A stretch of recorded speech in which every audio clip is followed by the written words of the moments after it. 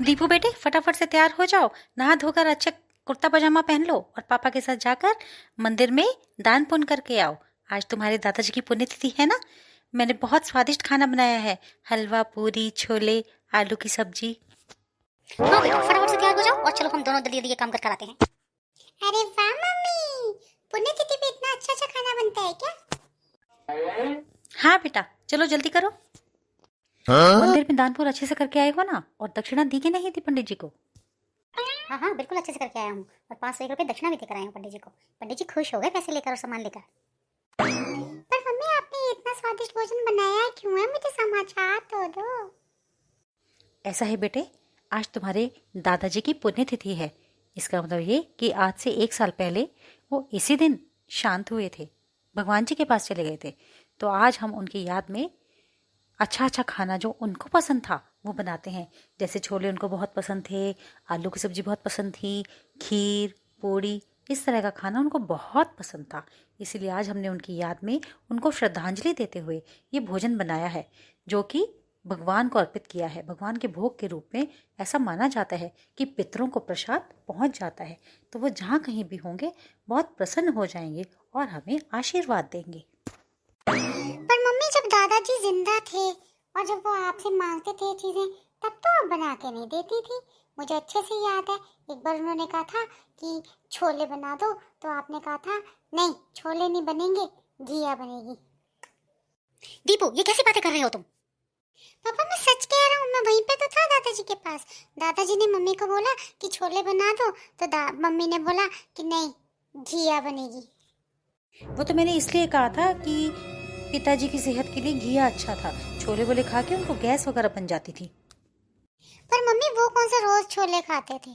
कभी कभी तो खा ही सकते हैं, चाहे थोड़े से ही खा लें। अब तुम बहुत बहस कर रहे हो दीपू, ये बहुत ज्यादा हो गया अब तुम्हारा। फिर मैं डांटूंगी तो तुम रोओगे। और पापा, आज तो आप कितना सारा सामान भी दान करके आए हो ना पंडित जी को।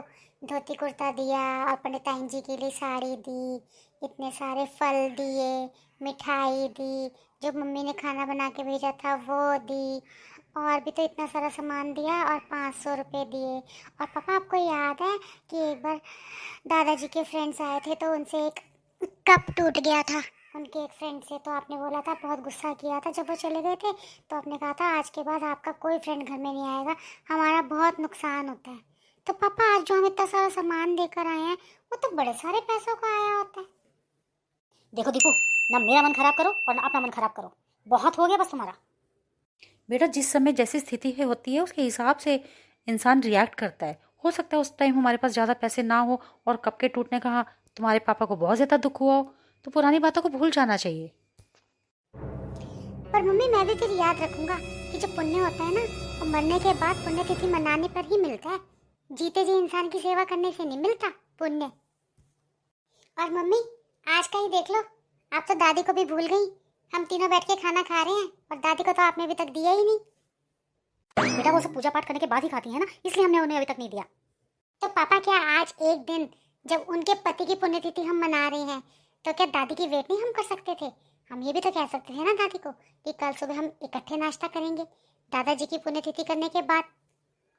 कहाँ जा रही हो? कहाँ जा रही हो खाना लेकर? बाहर जा रहा हूँ, गाय माता आ गई होंगी। दादाजी रोज गाय को खाना खिलाते थे, आज जब मैं गाय को खाना खिलाऊंगा तो दादाजी को असली श्रद्धांजलि मिलेगी। आज दीपू ने मेरी आंखें खोल दी जी।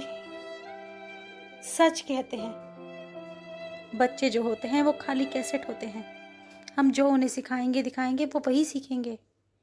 पर दीपू को भगवान की कृपा से इतना अच्छा दिमाग मिला है कि वो सही और गलत की पहचान कर पा रहा है। उसने अपने भोलेपन से ही सही, पर हमें सही और गलत की पहचान करवा दी है। हम ही गलत थे जी। हमने जो पिताजी के साथ किया उसका मुझे बहुत ही खेद है, बहुत पछतावा है। सही कह रही हो तुम, मेरा तो गला भर आया। इतना छोटा सा बच्चा है और इसने हमें कितनी बड़ी सीख दे दी। चलो माँ को बुलाकर लेकर आते हैं और आज से हम माँ के बिना कभी खाना नहीं खाएंगे और माँ की पसंद के हिसाब से ही रोज खाना बनेगा। आप बिल्कुल सही कहते हैं जी। चलिए हम माँ को बुला कर लेकर आते हैं। दादी, आपको किसी भी चीज की जरूरत होती है ना, आप मुझे बुलाया करो। मैं आपका पोता हूँ ना, मैं आपकी बहुत सेवा करूंगा। जो आप मुझे बोलोगे मैं वही काम करूंगा।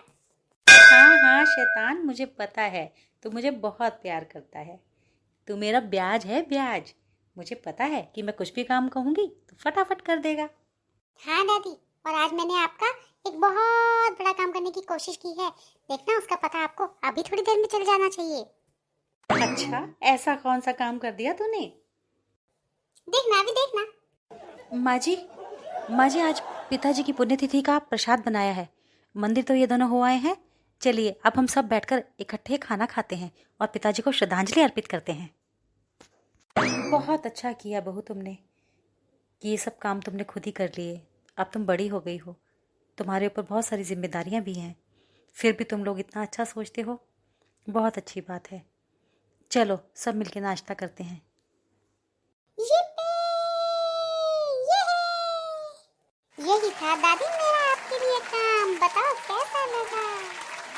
ओह मेरा प्यारा पोता, मेरा प्यारा दीपू, तू कितना प्यारा है रे। सच में तूने एक बहुत बड़ा काम कर दिया मेरा। आई लव यू दादी। लव यू मेरे बेटे, लव यू।